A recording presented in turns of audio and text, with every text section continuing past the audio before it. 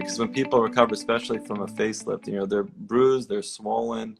It could be a week, 2 weeks, and sometimes the swelling can linger even longer. And the incisions take time to heal, even if they heal beautifully down the road. I always tell people it's a gradual recovery of the incisions, and because everyone asks about downtime. They think like, well, whatever I'm going to tell them, that's how long it's going to take to recover, and that's it. And I always tell them that the downtime is very subjective, and it can take a year for the incisions to fully heal. Yeah, during that, especially the acute kind of recovery phase, the first 2 weeks, I'd say, it's really rough on people because they went in to look better, they paid money, and now they look like crap, So anything that, other than, maybe having, like you said, like a trained professional that they can really talk to, anything else that they could do, that they could, I don't know, certain ways of processing that information when they're looking in the mirror after surgery. Yeah, so this happened to somebody I've been working with rather recently, and it was, a man who had, and you could fill in the blanks. I don't even know all the details about all this, but it's, it's a hair transplant, PRP type of procedure where he went to a lot of different people, and he had this idea that he was going to get 4,000 hair follicles done in a one-shot situation. And lots of different people said they wanted to do it in 2 shots, 2 different things or 3 things, and he wanted it all done in one. So he found somebody who was going to do it all at one time, and everybody warned him against it. And, he said he understood, but just wanted to get it all done. And it was this 8-10 hour different, procedure. Yeah. And of course, he had it done and was expecting him to, have a full head of hair after everything happened. And it just wasn't explained what this would really be like. And it's probably a very intense procedure. It's probably, very painful. It probably has a lot of recovery. And of course, when 4,000 hair follicles were, implanted, he didn't believe from what it looked like that it was 4,000 hair follicles. It looked like a lot less, and it just didn't look right. So it was a disaster. It was a disaster to his ego. It was a disaster to his depression. It was a disaster to his BDD. It was a disaster in every possible regard. And I'm trying to put all the pieces back together and, use all the CBT skills I possibly have to tell him, why it's going to get better and the positives and this and that and the other thing.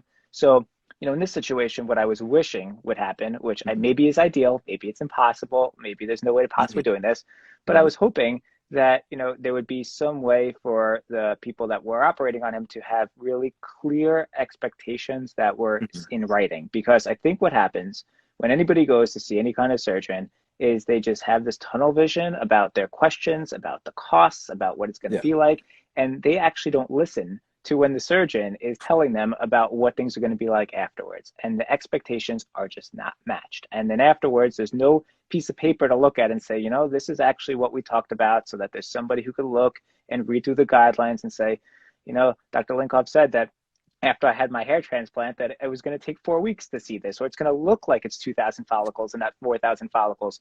So there was a huge disconnect there. So I think that would have probably been more helpful if he was to have an idea of, what the realistic expectations were. Yeah. And then the second thing, which I think would be impossible, but would be great, maybe this will happen in 10 years, is if there was some way with graphic design to figure out a way to show them realistically what this is going to look like after they're done. Because if it was on paper and you could show them what the modeling is, that would be amazing, as opposed to, a piece of paper with some pen marks in it. So I think that those ways would be helpful. And I'll pause there so you could, jump in and actually tell me what really happened in the situation. So you could really tell me, and then I'll jump in afterwards and I'll tell you, other ways that the patients could manage the situation better in the recovery. But those were, that was a real situation that happened in the past few months, and that was, it was a traumatic event for the patient, and no question, it increased, his suicidal thoughts, and had real concerns about looking the way that he was looking. But I think that it was probably, it was either explained to him or it could have been explained to him in a way that it would have made him a lot more comfortable seeing what he did after the surgery. Sure. So how long after his surgery did he come see you, approximately? Oh, are we talking about days, weeks, months? Days. That was definitely days.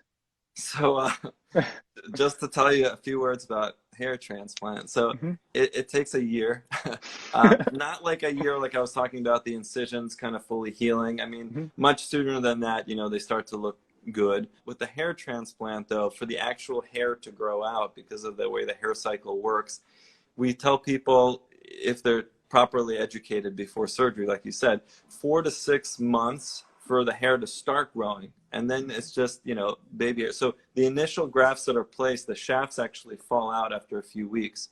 So if you don't tell people that, then they freak out because now they've like lost what you planted. But that's normal. And then ideally the actual bulb, you know, stays in place. And then at 4 to 6 months is when the hair starts to grow out. And it takes a full year. Like I just saw a post-op 1 year patient, just took pictures. I'll probably post very soon. But that was a year out, you know, and that's how long it really takes for the hair to fully grow and for you to be able to judge the outcome of the surgery. So you can never do like a revision hair transplant at 6 months. That's like not even, I mean, if you know anything about hair transplant as a surgeon, like you would never do that, you know? So yeah, so I agree. Educating patients beforehand, super critical. I actually rewrote my entire website during COVID because like there was nothing better to do. So every page I rewrote and put a lot of like time and effort into really describing like the recovery period. So this way there's like, you know, it's not like, oh, did you get, you know, the email with the pre and post-op instructions? It's all there. Just go to my website.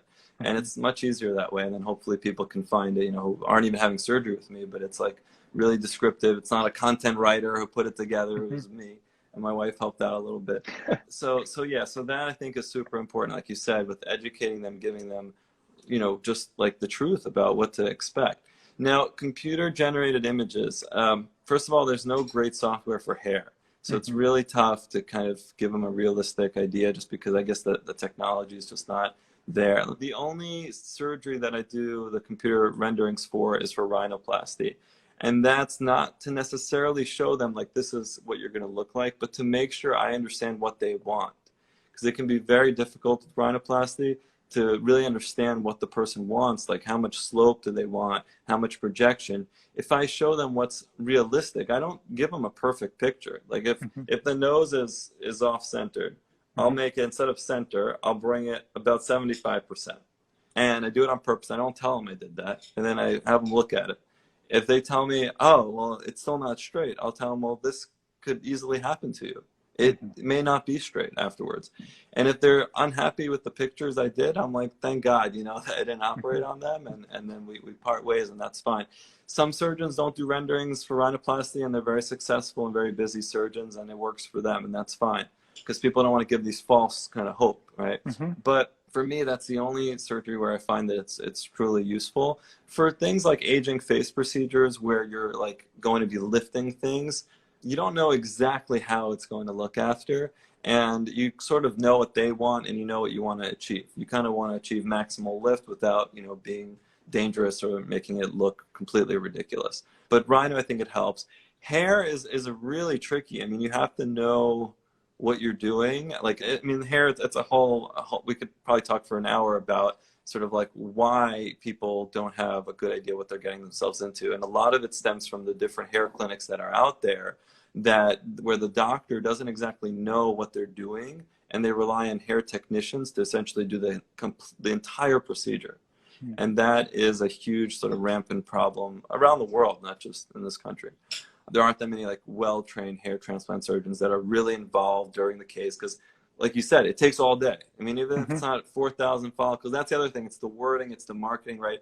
4,000 hair follicles could technically be 2,000 hair grafts because each graft contains, on average, 2 hair follicles.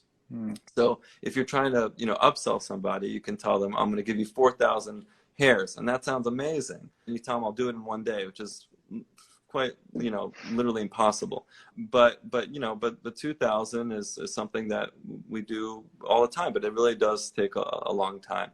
So yeah, you have to prepare people. I've heard some clinics telling patients that, you know, you get out of here at lunchtime and you go back to work and you're fine. And then they realize, oh my God, I'm swollen, I'm bruised, I've got blood coming out in the back of my head. Like, so yeah, you got to just tell people like don't plan anything. Like that's the other problem. Take a week off. Exactly. So you talk about other ways to prepare is that you've got work. And when people don't realize that it's going to take a week to recover and they're thinking that they're going to go back to work after sitting through a 10-hour procedure like this and go to work the next day, one, the work stress is going to pick up. So they're going to be really overwhelmed from that.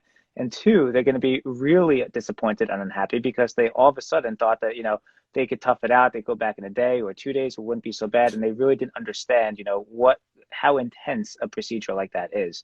So when there's a mismatch there and it gets into their work situation or in terms of their romantic situation or in terms of family situation, it creates an absolute disaster, especially if the patients are not really listening to the directions or to the expectations that you would want them to hear.